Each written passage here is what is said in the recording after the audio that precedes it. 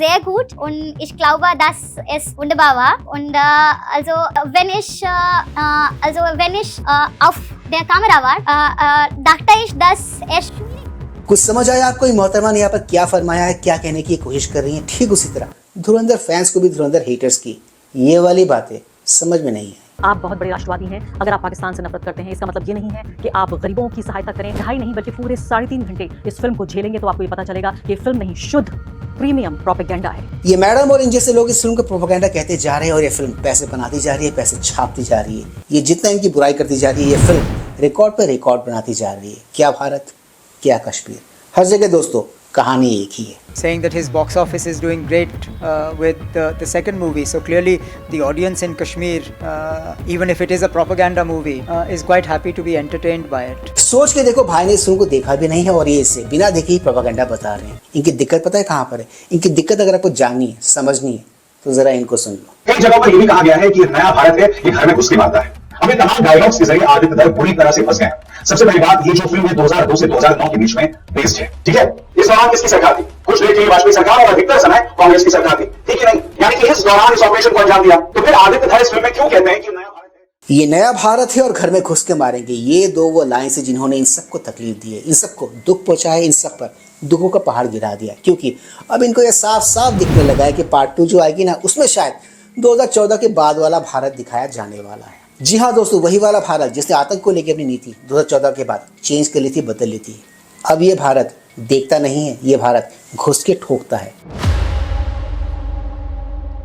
Please like, share, subscribe and hi bye YouTube channel, ताकि हम ऐसे कंटेंट्स बनाते रहें और हमारा ये कंटेंट ज्यादा से ज्यादा लोगों तक पहुंचे। तो दोस्तों, ज्यादा वक्त न गवाते हुए let's go back to the topic then. Bihar reserve meltdown की हम सब मजे ले ही रहे थे, वो भी खत्म भी नहीं हुआ था कि हमको एक खास इकोसिस्टम ने, एक खास तंत्र ने एक और मेल्टडाउन देखने का मौका दे दिया। हम लोगों को वो अवसर प्रदान किया कि हम वो मेल्टडाउन देख सके इनका। किसके वजह से?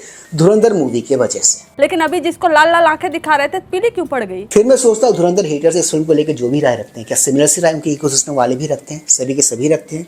द आंसर इज नो, नहीं रखते वो ऐसी राय। One of the other accompanying controversies, and this one was from those who did not like the film, was to suggest that it was anti-Muslim. Now, I watched the film with 2 Muslim friends who loved it and enjoyed it as much as I did. And I found it really bizarre that a film that actually calls out Pakistan's patronage of terrorism should be conflated in any way with India's Muslims. I actually think that that's a disservice to Indian Muslims to use them interchangeably somehow with Pakistan and the Pakistan state. But I wondered what you thought of this one criticism that's come from not too many people, but certainly from a very vocal minority. I'm absolutely, in a way, very disappointed because it's such an easy thing to do. To equate our own people with the film, which is not showing Pakistanis. They are showing a segment of particularly Karachi, Lahri, and the gangland wars that were taking place, and our intelligence operations at that time, etc. There was no comment. There was no, not even remote kind of insinuation about religion or Muslims being this way or Muslims being that way. Now you can read all kinds of things into whichever subtext that may obsess you, but it's a dangerous thing to do. I watched it in a theater with many Muslim friends, a lot of Muslim people in the audience, clearly Muslim by how they were dressed. Nobody seemed to be uncomfortable because it's not about them. So why would they be? It is insulting to try and put them into that slot, and this is very specific. It is about events that we have lived through. It's taking a lot of the very sensitive areas which we may not have so far had the courage to address as bluntly, as directly, and call out Pakistan as maybe the filmmaker feels we should have done a long time ago. The other movies do not do that. It's all built around some kind of a vague storyline where the superhero has to get the girl in the end and of course save the country. Very different here. I prefer this narrative. It's hard, it's cold, It tells it like it is. It could be semi-documentary, but at the same time, it's exaggerated and shot on a scale that is very, very impressive, much more credible.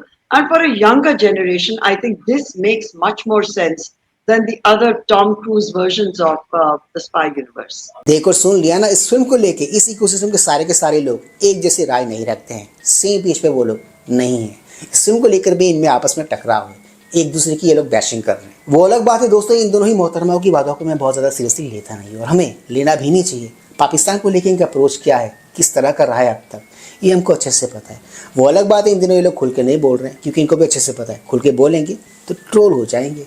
But अभी के लिए ये देखकर अच्छा लगा कि ये लोग आपस में ही लड़ रहे हैं, ये देखकर दिल को अच्छा लगा, दिल को सुकून मिला। एनीवेज दोस्तों, हर गुजरते दिन के साथ ये फिल्म रिकॉर्ड पे रिकॉर्ड बनाती हुई जा रही है। इस वीडियो को रिकॉर्ड किए जाने तक ये फिल्म डोमेस्टिक मार्केट पे ऑलरेडी 500 प्लस का बिजनेस कर चुकी थी। I am not talking about the world wide collection. World wide में तो इसने छप्पड़ ही फाड़ दिया, इनफैक्ट ये छप्पड़ फाड़ के कमा रही है। इन हेटर्स को लगा था कि एक बहुत ही बड़ी फिल्म रिलीज हो रही है इस बीच में, तो वो शायद इसके कलेक्शन को ड्रॉप करा देगी, बट ऐसा हुआ नहीं। जो ट्रेंड चल रहा है ना, उसको देखकर ऐसा लग नहीं रहा। फ्राइडे को एक और नई फिल्म रिलीज हुई हॉलीवुड की, जिस फिल्म का collection compare to Dhurandhar in fact कम निकला। धुरंधर ने जहाँ 23 करोड़ प्लस का बिजनेस किया, वहीं पर इस फिल्म ने 20 करोड़ के आसपास का बिजनेस किया। मतलब ये फिल्म भी इसको पछाड़ नहीं पाए। देखो कितना ताकतवर होता है वर्ड ऑफ माउथ। और जाते जाते दोस्तों, इस फिल्म को लेकर मैं सिर्फ और सिर्फ एक ही बात कहना चाहूँगा, इस फिल्म को सिर्फ और सिर्फ फिल्म की तरह ना लें, इसको सिर्फ और सिर्फ फिल्म की तरह मत देखो। ये फिल्म नहीं है, एक चेंज है, एक बदलाव की शुरुआत है, जिसकी हमें बहुत लंबे समय से ज़रूरत थी। तो दोस्तों, आज के इस मज़ेदार वीडियो में सिर्फ इतना ही। मैं मिलूंगा आप सबके साथ अपने अगली वीडियो में। NES do not forget to like share subscribe YouTube channel. इससे हमें शक्ति मिलती है, इससे हमें ताकत मिलती है और इससे हमें मोटिवेशन मिलती है। कीप स्माइलिंग दोस्तों।